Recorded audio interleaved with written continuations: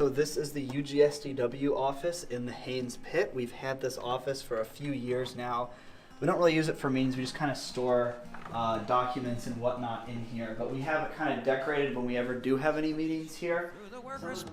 This is another printed out photo, one of our classic photos. It's like a banner of our website. This is taken in front of Gates Tower. Some of the original founders. You can see Sam, you can see Corey. If I looked hard enough, I'd see other people. Yeah, so my name is Quinn Ercolani. My name's Kier Hitchens. My name is Sam Shu. My name is Malcolm Galpin-Levine. My name is Conrad Dom. My name is Leo Levy. I was the president of the union. Basically, the fall of 2019 semester, I was the president of the union. Because Ryland, Rich, and I ran on a joint ballot. I was living off campus in Grinnell with Jacob, who was the current president at the time, and then me and Sophia Carr, were also living in that house, and she was the president after me. We split a term. The person that started it, Corey, came from like a union household, so he was familiar with unions, but nobody had experience like organizing a union. So I founded the union in 2016 and served as its president from then through the end of 2017. I signed up for work study and got assigned to work in the dining hall, and that was pretty interesting. I had not really worked a job like that before, but at the same time, I sort of noticed right away there was just like this pretty big problem with understaffing. Wages hadn't been touched in a number of years. I think we were getting paid $8.50. So to me, it seemed pretty obvious that you wanted to raise wages, and a union seemed like a good vehicle to do that. So around the middle of the year, I started sort of poking around with some coworkers and trying to figure out what that would look like. And that led to us ultimately starting the union in March. That was certainly probably an element of good fortune in that happening. If we had at that point had to really fight that whole legal fight, we would not have been able to. If there's any administration listening, I would definitely tell them follow the example of Ray K in that first instance, not example of his future behavior. Yeah, things definitely got more hostile as time went on. I don't think the students really turned on us all that much. It was very much, and it was definitely more admin focused, but even admin focused, I think there's a distinction that has to be drawn between the way that the trustees engaged with us and the way that the administration engaged with us. Because while a lot of the day-to-day hostilities and tension were with the administration, it really was the Board of Trustees that dealt like the final blow in terms of the hostile negotiations that we entered into. But it really was like a time of relatively mass mobilization. I mean, there was like 2 occupations of Nolan House, much groundswell of support, especially as the college was focusing on weaponizing a Republican National Labor Relations Board and putting into jeopardy the rights to unionize for all undergraduate and graduate workers across the country. Donald Trump. So his election and his appointment of new faces to the labor board meant that the college felt they had a chance to actually overturn the Columbia decision and be able to eliminate organizing rights for student workers nationwide. Now, I don't think that was their overriding goal, but they knew that it would be the effect of fighting our union and decided they were okay with that price. Student workers got to vote on campus, whether to have the union expansion approved among the workers, and they overwhelmingly voted yes. But afterwards, the college tried to appeal the regional ruling and tried to overturn the election result by appealing to the full National Labor Relations Board on the national level, which at the time was majority Republican appointees. That was when we started hearing from these other unions that were doing this strategy of don't let anything get up to the board to overrule this case. And they were absolutely terrified. Basically, all these grad students were just yelling at us about how we had to drop our case. And we really didn't want to, but especially, with these grad students condescending to us about how we had to, it didn't feel good, but we knew we really didn't have a choice. We had to. I think they also saw the potential of a campus-wide union as potentially more threatening to sort of the balance of power between students and administration. And they saw the Trump Labor Board as a vehicle to let them keep that power. I mean, what we learned from that was like we had been going this route based on the law, and that was when we found out that labor law doesn't actually protect workers for many different reasons, especially when a Republican is president, but even other times as well for other reasons. And so we realized we actually had to learn how to organize. And then, you know, COVID happened, total insanity. Yeah, COVID was rough. I mean, every student worker lost their job basically, and it wasn't entirely clear what we could do about that. But yeah, it was a tough couple of years, and that was probably the smallest of many people's problems. So yeah, it was. I think we were kind of in a holding pattern. I think at that point I kind of had the mentality like, this may not be the moment where we're going to make a lot of progress, but at least I can leave this thing. If I can leave it still existing, the next phase, that in itself is a success. And I feel like in retrospect, that did pay off. And then I think we were back on campus, fall of 2021. At that point, we were dealing with half of a student body that probably maybe had not even heard of the union. Then it was like, okay, we can kind of, we can get things moving again. There was jobs, folks, everyone was on campus. The dining hall was back up and running. There were jobs like, the mailroom, and all of these jobs were back that were not in the unit, of course, at that point. And so we ended up getting those folks together and organized a walkout for mailroom workers. And that was, I would say, the first major event that the union had since the pandemic coming back. And so we had about maybe 10 or so workers that have to check walkout. And we had like a really big crowd, maybe like 200, 250 people of folks on the steps of the JRC, like cheering for them and supporting them. And we had some folks talk about their experiences in the work in the mailroom. And I think that was an important moment, because after that was when internally in the union we started discussing expansion, because we felt like there was, not only capacity to organize other workplaces that weren't in the union like the mailroom, but there was broader support for expansion to be something that we could viably win. So fall of 2021, we collected almost all of the union cards that we needed, and then approached the college in December of 2021 to ask to negotiate this neutrality agreement.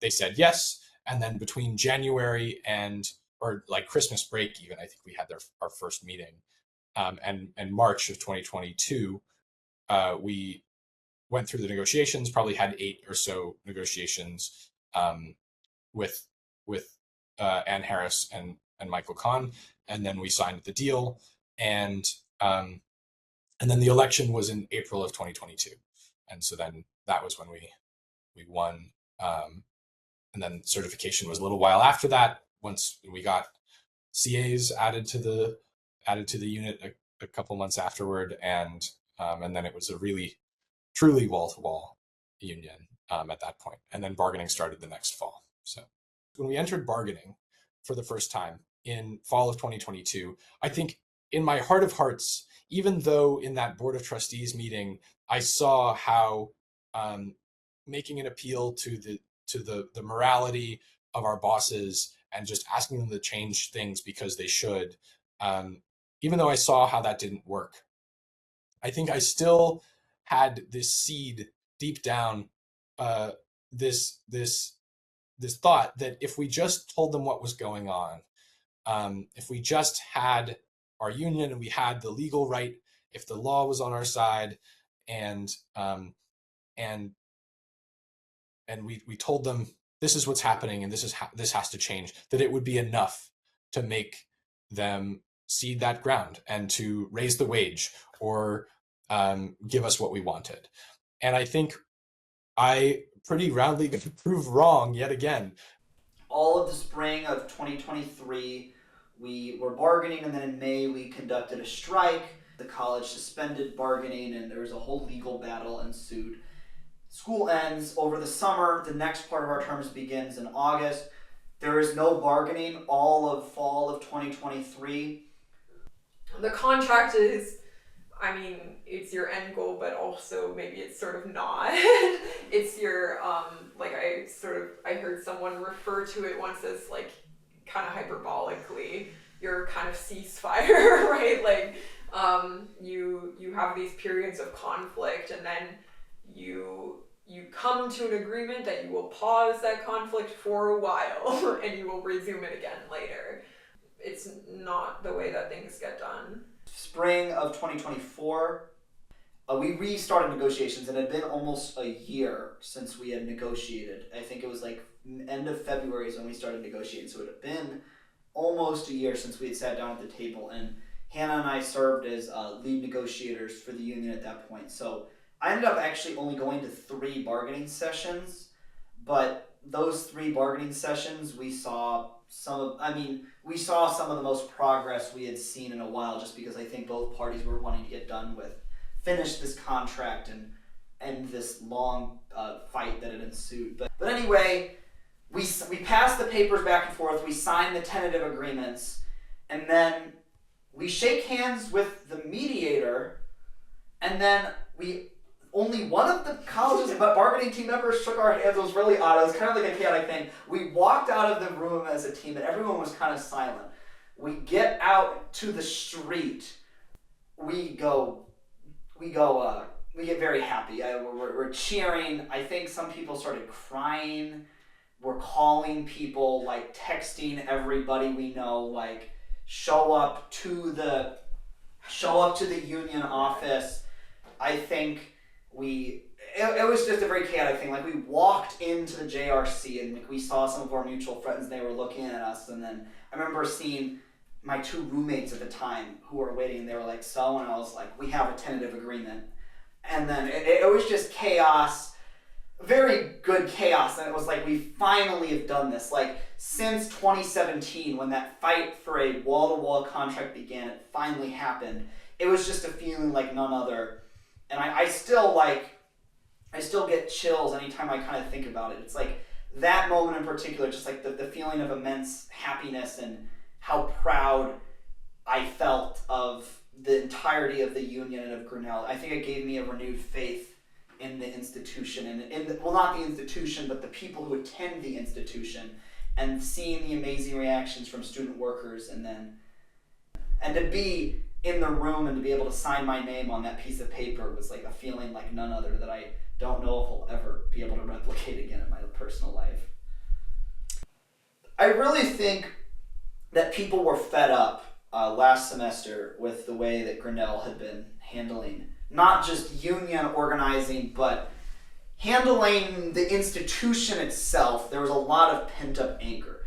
There definitely was a vibe on campus that was like, where students are fed up and that we need to come to a conclusion with this contract. And I think a lot of people viewed the contract conclusion as like a win for students, which in a lot of ways we don't get a lot of those. We often don't see what we want as students happen at this institution. I think that a contract that, although not perfect, was a major step up from what we had. It was a very happy moment to have said I played a role in it. And it didn't just come from that semester. That effort started in 2017 and it continued until 2024. We wouldn't have been able to do it without the organizers who came long before us. And I'm sure that in the future there will be many organizers come after us who do even better than what we did. So. Yeah, we used to say was that there's a reason they call it organized labor and not disorganized labor.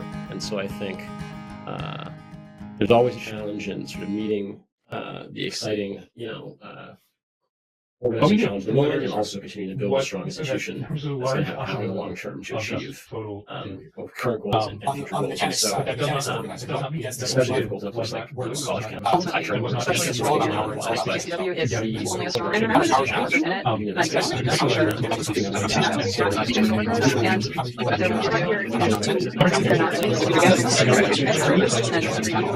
and staying organized against the backdrop of everything else that goes on in a college campus, I think, is always the hardest thing, and something you have to sort of be laser focused on as a union leader. But it's been great for me to see all the officers that have come and gone At this point, there's been many years of union leaders that I never had the chance to meet personally. I know they've been doing a great job, and that's just so encouraging for me. So. Solidarity forever. Solidarity forever. Solidarity forever. For the union makes us strong. Solidarity forever. Solidarity forever.